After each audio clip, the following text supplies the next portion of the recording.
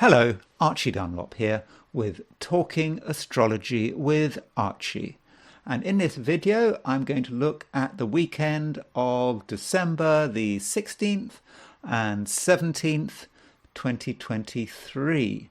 Now, as far as what I'm going to talk about, my topic, well, I haven't had a great evening. I got really paranoid. I felt this sudden rushing noise in one of my ears. It was just completely sudden. It just completely happened. And that's never happened before quite like that. And I'm thinking, hold on, is that the beginning of something? Is that the beginning of tinnitus? I don't think I have tinnitus, but is this a start? This noise wouldn't go away, and I got worried about it. You know, you look on the internet, rushing noise in the ear, and tinnitus, tinnitus, tinnitus. Apparently, it can also indicate that you're about to have a stroke or something like that. So I got really worried about it. I'm still a bit concerned about it. So what I did was I set up a decumbrature chart. So a decumbrature chart is when you first fall ill.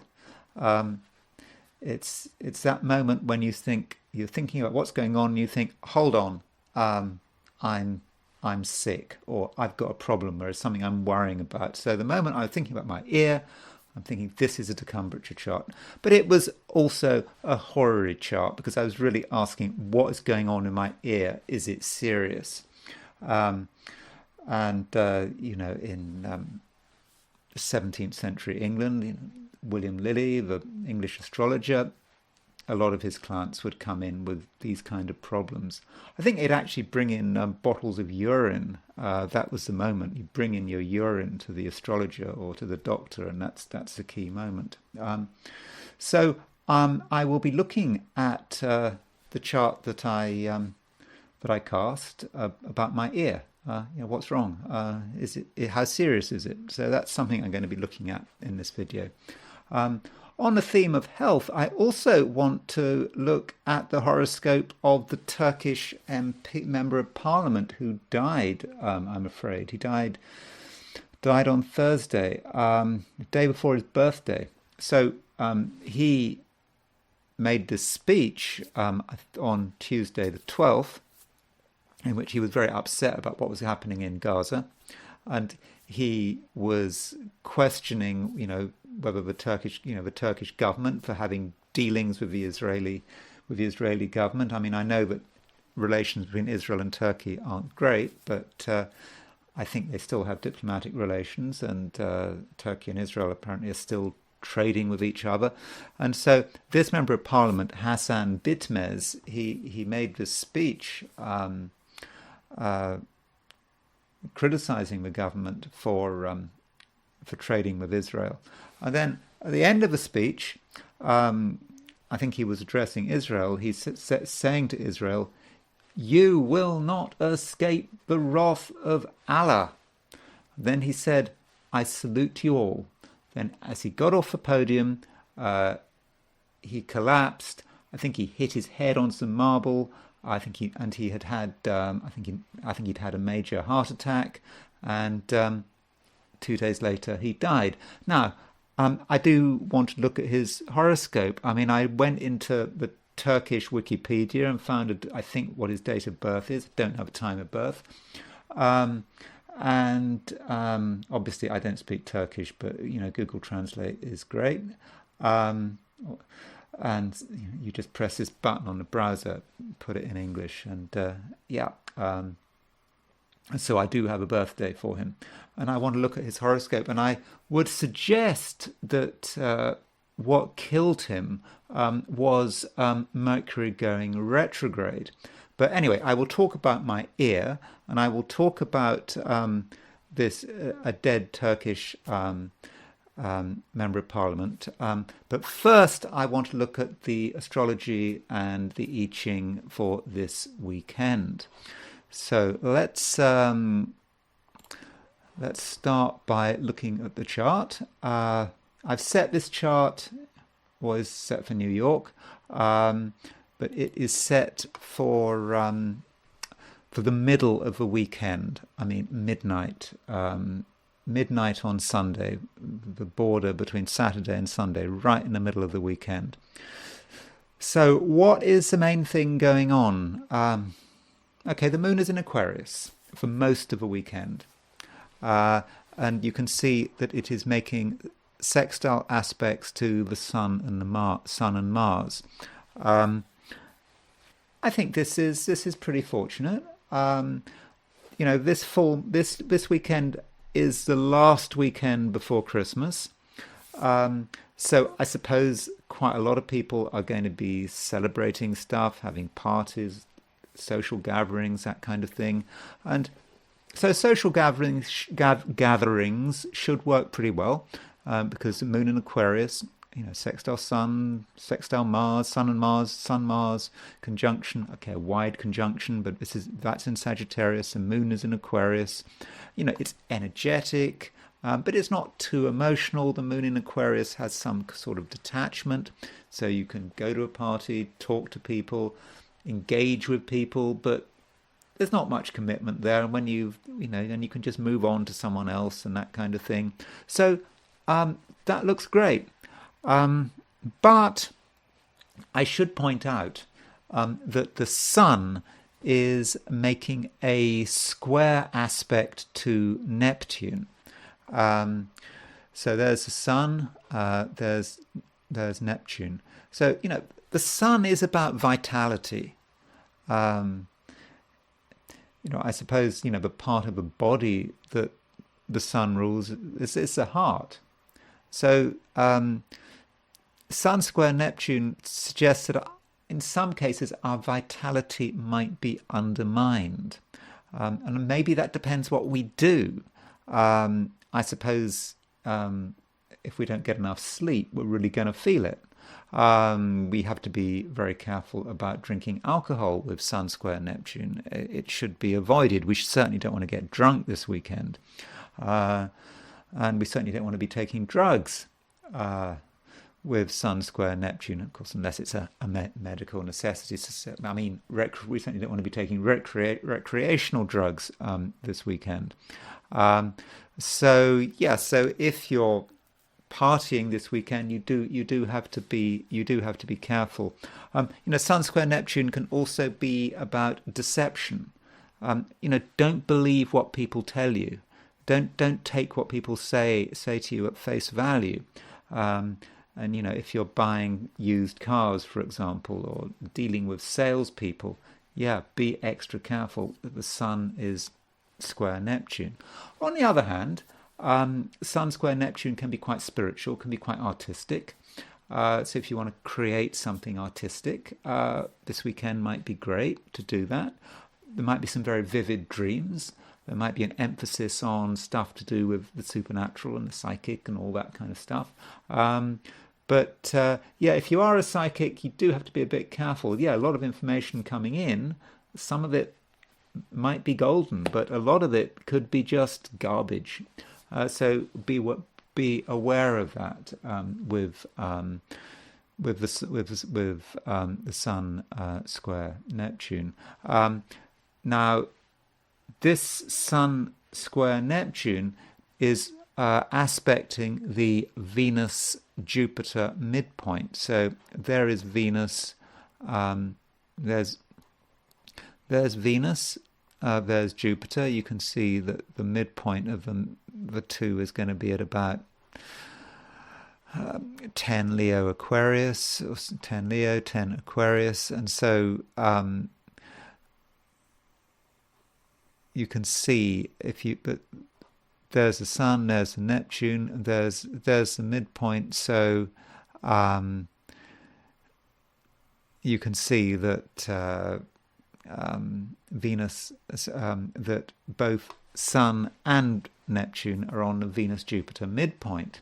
Now, the Venus-Jupiter midpoint, the pair Venus-Jupiter, is very fortunate. Venus is the lesser benefic, Jupiter is the greater benefic, and together they can allow us to enjoy ourselves, have fun, and be fortunate. But with the Sun and Neptune on the Venus-Jupiter midpoint, we can have too much of a good thing. Which goes back to what I was saying. Yes, it's a good weekend for enjoying yourself, but you do have to know when to stop.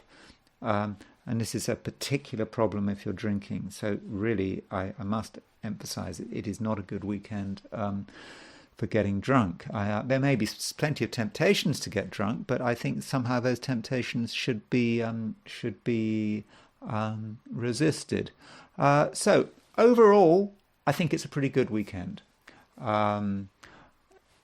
There's a lot going on, a lot of action, a lot of fun, but watch out for deception.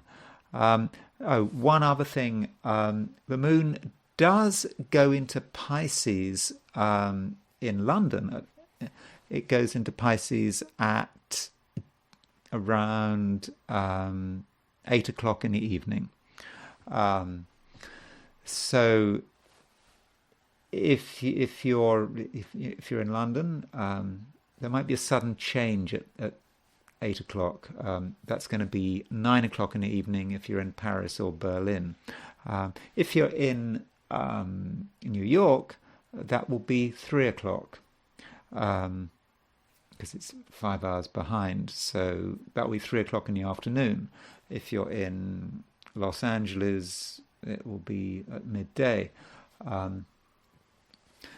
If you're in Australia, New Zealand, Asia, the moon is not going to go into Pisces on Sunday. That happens on Monday.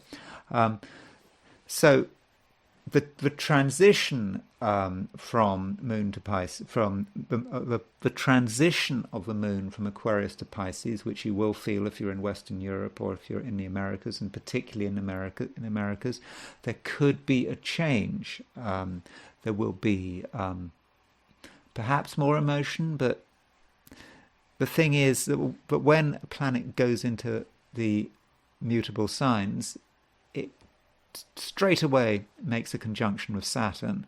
So there is this moon conjunct Saturn on Sunday if you're in the Americas or Europe, late on Sunday, depending on where you are.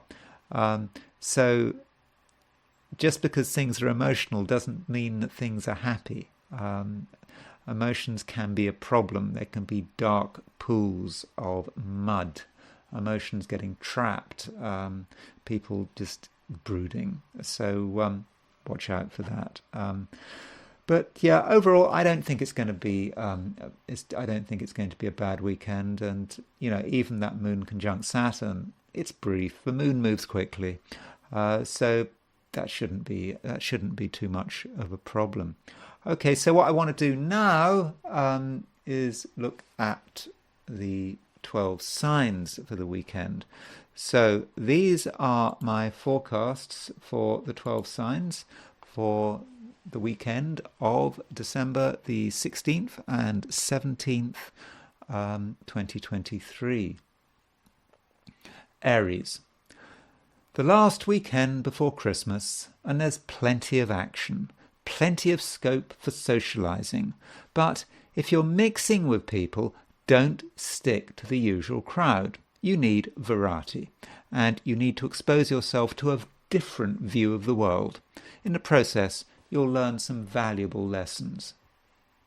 Taurus. It can be a useful weekend. You're not prepared to disappear into the festive fog, and you're looking ahead beyond the holiday season.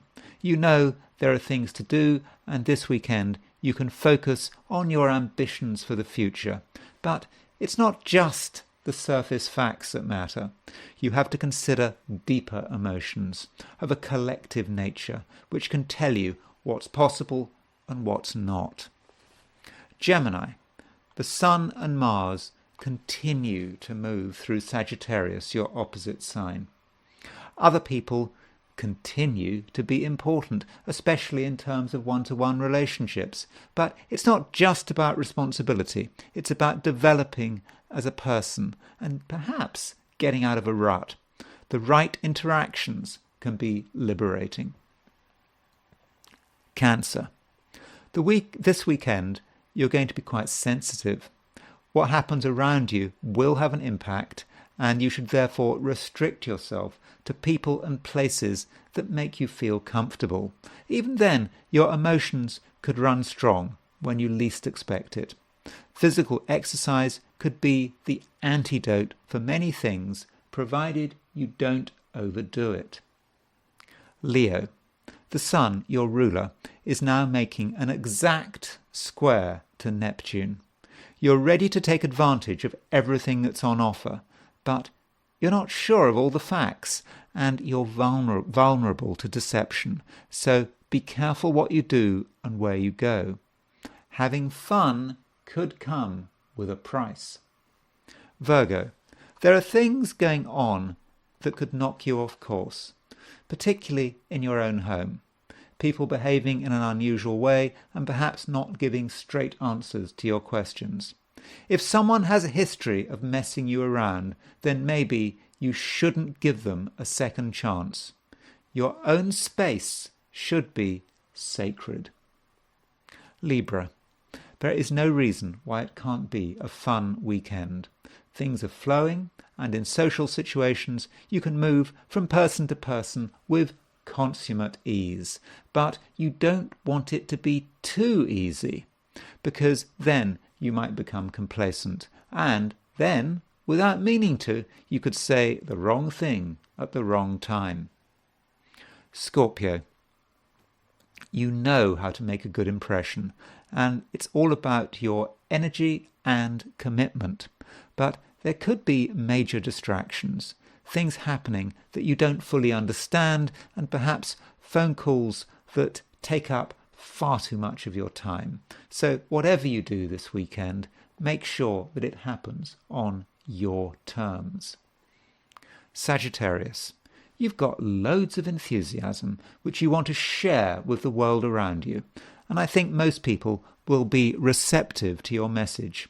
You might even have the opportunity to make a short journey so as to spread the love. But the Sun, while moving through your star sign, is aspecting Neptune. Don't rush into strange territory. Capricorn. You've got your own things to do, and you probably want to avoid unnecessary disturbances. Yet the moon in Aquarius is making a square aspect to Uranus. There'll be some agitation, and relationships could have stressful moments. For your part, you need to keep your cool and not allow your feelings to let you down. Aquarius. The moon in Aquarius is making fortunate aspects to the Sun and Mars. You'll be independent-minded, but you'll also be able to maintain the balance, not doing anything to upset this balance. Yet some of the people around you are finding it difficult to concentrate, so it will be up to you to make sure that they don't stray off the path, that they don't make mistakes. Pisces. You're a hard person to figure out, particularly now, when you're not revealing much. You have your reasons, but you do have to consider the impact you're having on your immediate environment. For example, it may be hard to work out the best way of dealing with you, and some people might decide not to bother. So, where necessary, extend a helping hand. Okay, so let's now get a different view and look at the weekend from the perspective of the I Ching.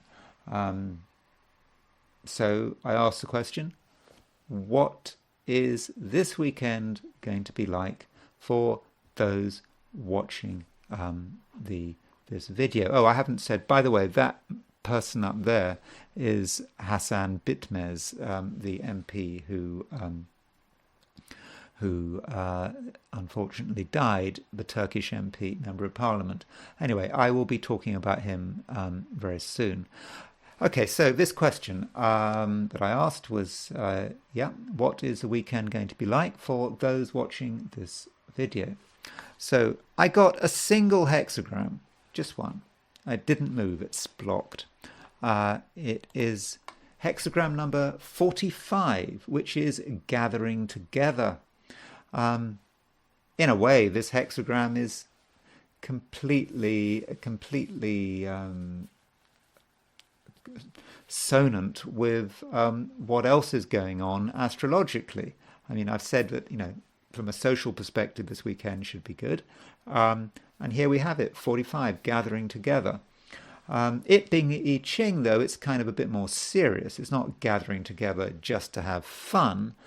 It's gathering around a leader. Now, that leader might be you. You need to bring everything together around yourself, if that is appropriate. But it may be someone else. So this weekend, ask yourself, who is the leader? It's not an ego issue. There's nothing good or bad about being a leader. Some people, there is, in it may be about a particular situation. Who is the leader? Where is the gathering going to take place? So think about that, because somewhere there needs to be a gathering, and it's a gathering for a purpose. It's about a gathering to strengthen society. So bear that in mind. So maybe when you're mixing with other people, planning social events, ask yourself why you're doing it. If you're doing it just for hedonistic fun, I don't know. I don't think that's the right thing to do. You have to be thinking about it for a purpose. But I suppose even if one's focus is on having fun, there is, I suppose, often a leader, someone who is organizing everything. And I suppose if fun is your main priority, work out who that person is. And if it's not you, it's going to be someone else. And so give them all the support they need. Okay, so that's the I Ching. I mean, it is locked. There's no moving lines. When you have a hexagram that's locked like this, it can indicate a situation that is somewhat stagnant. Yeah, people come together, they think they've got a plan, but is it really going anywhere? So I would suggest when you're socializing, for whatever reason this weekend, don't have any expectations. Don't think it's going to be wonderfully exciting and meaningful. No, it's just going to be about meeting people, restoring connections, that kind of thing. Just don't have too many expectations. But overall, the I Ching suggests it should be a good weekend, and it sort of confirms much of what the astrology is saying. Okay, so I want to now talk about, actually I'm going to talk about my ear. So the decumbrature chart, it's when you think, oh, there is a problem, when you identify a problem. So you might, for example, when you come down with flu, you start to feel not quite right, and then you suddenly, it's that moment when you think, hold on, there's something wrong, I'm sick. And so you set up a chart for that, and you attempt to interpret it. It might give you an idea about how bad it is, how bad things are going to be. I do this for myself, whenever something happens like this, or, if I suddenly get a toothache, I'm thinking, is this disastrous? Is it going to be root canal, whatever, or is it just something passing or whatever? So that can be quite useful. I think I would recommend it,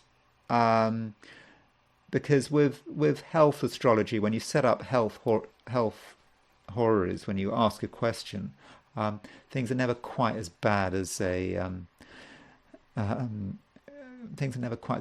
actually seem. So here is the chart I asked about my ear. How's my ear right now? I think it's a lot better, actually. It hasn't completely gone away. So here's the chart. You can see I asked a question in Washington State, December the 14th, 2023. I asked it at 10:46 p.m. So my question, what is wrong with my ear? How serious is it? Is an entity that has a chart. This is when the question was born. And so it is a horary chart. So I am the ascendant. I was the one asking the question. You see, you've got Virgo rising. So that means that I'm Mercury retrograde.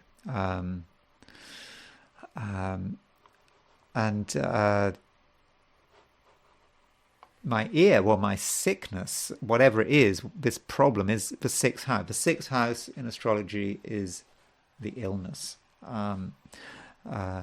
whatever it is. And so there's the sixth house. I use Regiomontanus house cusps, not Placidus, not whole sign, but Regiomontanus house cusps.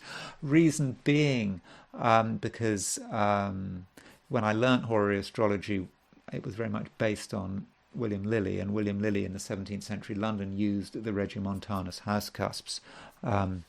Every astrological software package will have options to create Regiomontanus houses.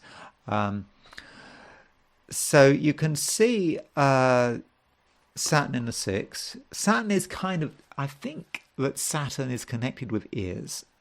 I'm not absolutely sure why. But Saturn and ears, there is a connection there. So Saturn is in the sixth. So, that's all my concerns about. You can see that there's Aquarius on the sixth house cusp, so there's Saturn there. But, how does it affect me? The illness, Saturn. I'm Mercury, I'm ruled by Saturn. Saturn's going retrograde. Mercury's going retrograde. It's moving to a sextile of Saturn. Oh, that's not so bad. But what really matters in this kind of chart is the moon. The moon in a horary chart is function. And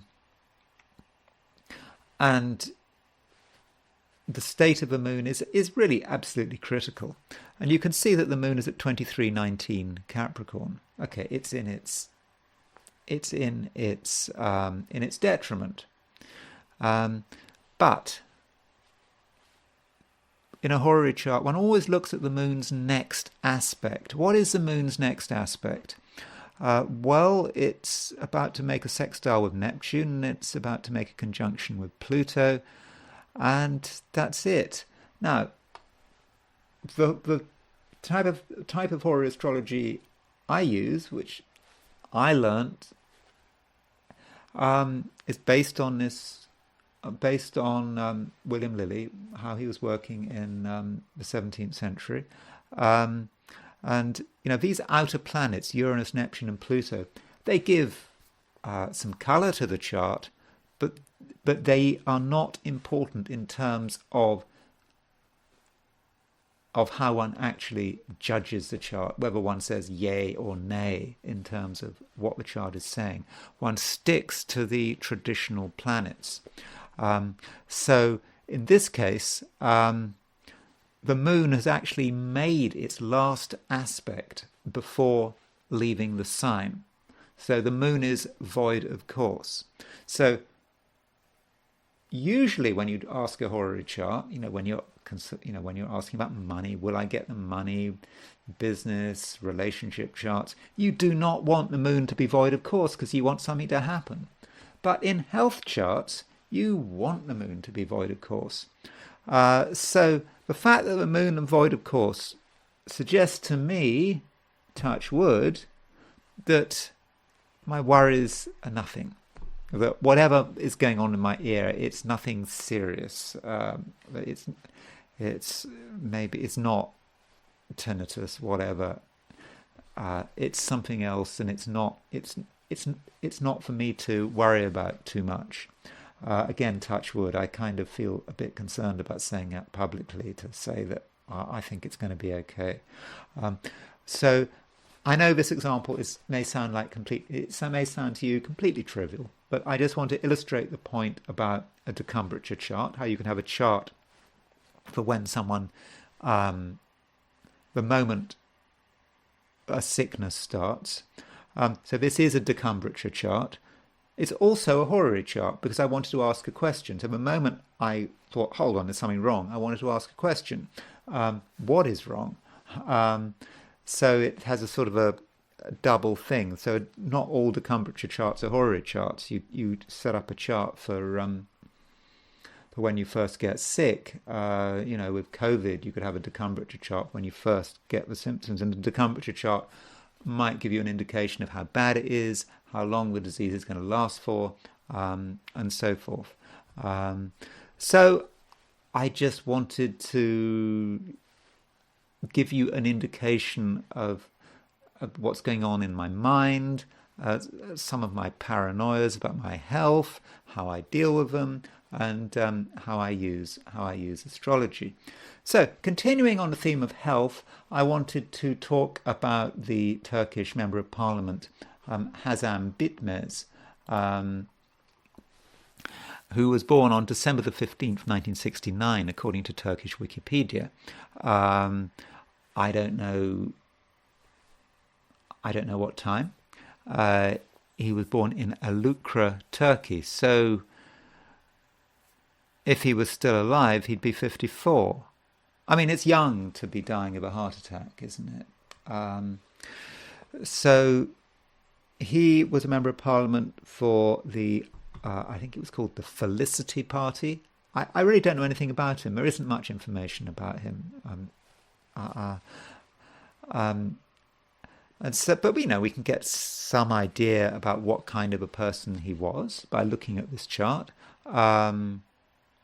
He has a Sun and Venus in Sagittarius. That would suggest that he's someone who's pretty honest about how he feels. If he doesn't like something, he tells everyone. So the idea of someone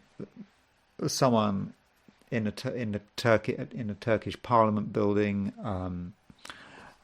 criticizing a government in an over the top manner, saying to Israel, "You will not escape the wrath of Allah." That's quite a Sagittarius thing to do. Remember that Sagittarius can be quite a moral sign because Sagittarius is ruled by Jupiter. So that really isn't surprising, and the fact that he has got a lot of energy is shown by the fact that he's got Mars trine Jupiter. Now his Mars at noon was at 2952 Aquarius. His Mars might be in Pisces. We don't know. Jupiter is probably went into Scorpio the next day. I haven't checked on the speed, but certainly he's got Mars Jupiter trine. So a lot of energy there. Not really sort of dynamic energy because it's a trine. He just knows how to he just expresses himself. If he feels something, he just does it. And there's perhaps a sense of violence there, maybe. I mean, I don't mean violence in the sense necessarily hurting people, but just coming over perhaps in quite a violent way. And his Mercury. Now, his Mercury is really important, and he's got Mercury sextile Uranus. I mean, if you've got Mercury, and it's a very close sextile. So Mercury sextile Uranus, he's a speaker.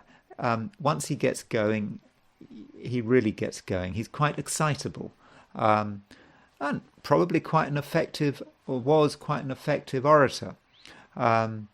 Now this Mercury square Uranus really, comes into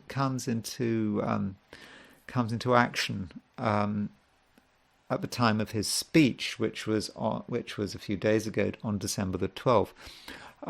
Now it's always a good idea to look at midpoints. Mercury, there is his Saturn and there is his south node. So his south node midpoint is about 8 Cancer. So he has Uranus square the Saturn south node midpoint, and he has Mercury opposition the Saturn south node midpoint. So remember that, because that will come into play quite soon.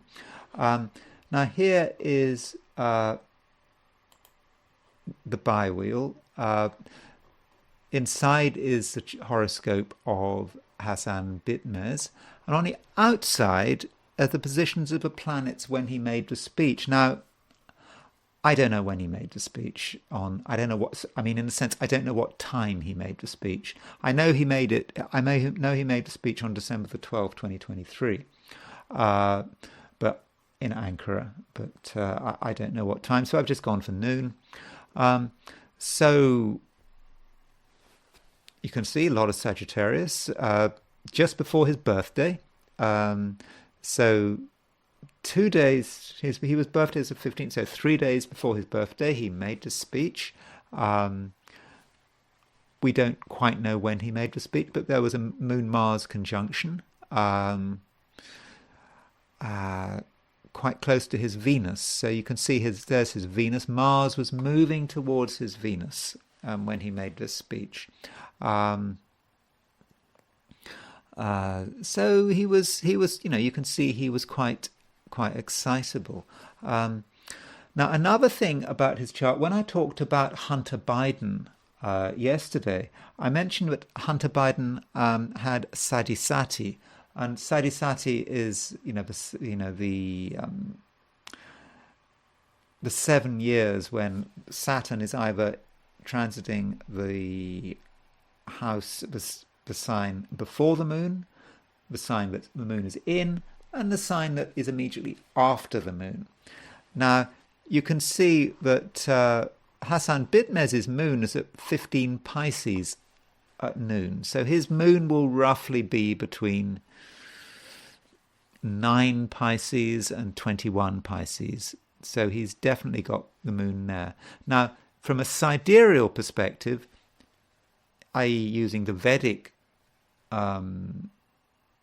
the Vedic zodiac, his moon is definitely in Aquarius, and so Saturn transiting Saturn right now is a 1 Pisces, but from a Vedic point of view, Saturn is conjunct his transiting Saturn is conjunct his moon because it's in the same sign as his moon.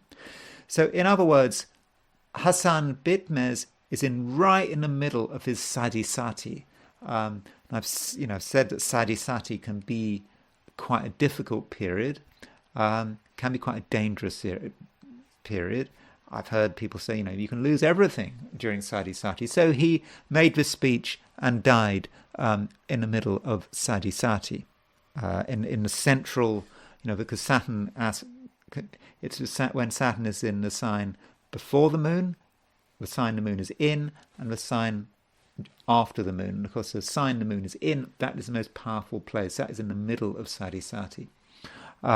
So I just thought I'd point that out, given I'd mentioned that Hunter Biden had Sadhisati.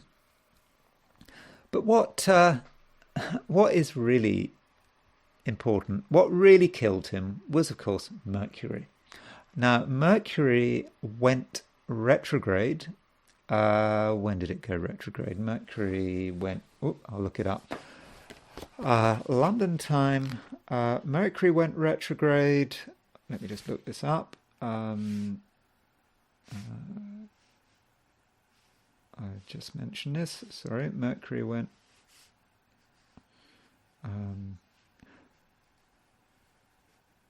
Okay, here we go. Mercury went retrograde at 7:08 London time on Wednesday. So he made this speech just before, the day before Mercury went retrograde. Mercury was coming to a standstill. You can see that Mercury was coming to a standstill at 8:25 Capricorn. and it was coming to a standstill right conjunct his own Mercury. He has Mercury at 855 Capricorn. So Mercury was not just conjunct his Mercury, it was also square his Uranus. So Mercury coming to a standstill was kind of blowing up his Mercury square Uranus, and that's what he was doing, coming onto the speech, to addressing the parliament in Turkey, in Ankara, saying, remember, criticizing Erdogan for having any trade with Israel, saying, by trading with Israel, Turkey is responsible for those bombs falling on Gaza. Mercury Uranus making his point, saying to Israel, you will not escape the wrath of Allah. That is pure Mercury square Uranus. And then, so Mercury stationed on his Mercury. So Mercury was a conjunct Mercury. So that's what killed him. But you might be saying, well, yeah, Mercury conjunct Mercury, why would he have died then? I mean, what was that about? Well, we don't know, we don't have his time of birth. I'm just working on a date of birth. That's the first point. And second point is, okay, it's certainly completely fits the event, almost. It certainly fits the event of the speech. What about him dying? Well, then there's the midpoint, because he has got Mercury on the Saturn node. In his natal chart, he's got Mercury on his Saturn node midpoint. In his natal chart, he's got Uranus aspecting his Saturn node midpoint. And now we've got transiting Mercury kind of hitting the same midpoint. So it's this idea. I think it was the astrologer Alan Leo. He was active sort of beginning of the 20th century. He said character is destiny. And so this Mercury on the south node midpoint, Uranus on the south node midpoint, that's the destiny. And it was just waiting for the trigger to bring it out. So what does it mean to have Saturn on your south node midpoint? So what I will do is I will turn to Alfred Witter and his rules for planetary pictures, and I will look at the what he says about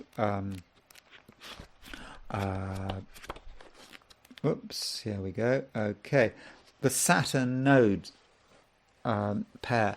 Now remember, in the sort of German schools of astrology, Ebertin, the Hamburg school, the nodes are basically seen as being about contacts, how you network with people. Saturn is, of course, about restriction. So Saturn node is about one's contacts with other people perhaps being severed, being cut off, being strained in some way. So you can see that in general, Witter describes the Saturn node mid pair as breaking off of connections or other unions, difficulties in such matters. So we've got a break coming up. And then we can read what he says about Mercury on the Saturn node midpoint. Farewell letters, mournful tidings. Farewell. He said, I don't know whether it's customary to always say, I salute you all. But when he said, I salute you all, Mercury on the Saturn node midpoint, and Mercury transiting, activating this, he was basically saying goodbye. I mean, I don't know whether he said anything else because he died 2 days later. And then Uranus on the Saturn node midpoint. Witter and his associates, they say, sudden separations from friends or relatives. So that's it. It was a sudden separation, and that was it. So basically, what that speech was, Mercury on the Saturn node midpoint, was his farewell speech. He was saying goodbye to the world. He was certainly expressing his views on Palestine, and that was it. And then he left. I don't think we should read too much into his comment, "You will not escape the wrath of Allah." I know some people might like to, but I think that was just his farewell, and I think we see that. I don't know. I think we see that very, in a way, it's almost beautiful, really. I think. But by the way, at this stage, I'm not expressing any view here on the conflict in Gaza. I'm just pointing out something about the death of this member of parliament and how I think that Mercury really fits the whole thing very well. Okay, that's all I'm going to say. I'm sorry that Hasan Bitmez has died. I mean, he was only 53. I think he had diabetes, and I think he had a massive heart attack. Okay, well, yeah, thank you for listening. If you like this video, then you can indicate your like by saying you like it. If you haven't subscribed and you like the video, then feel free to subscribe. And if you want to buy me a coffee, there is a link in the description to this video. Again, thanks for listening, and I will talk to you again very soon.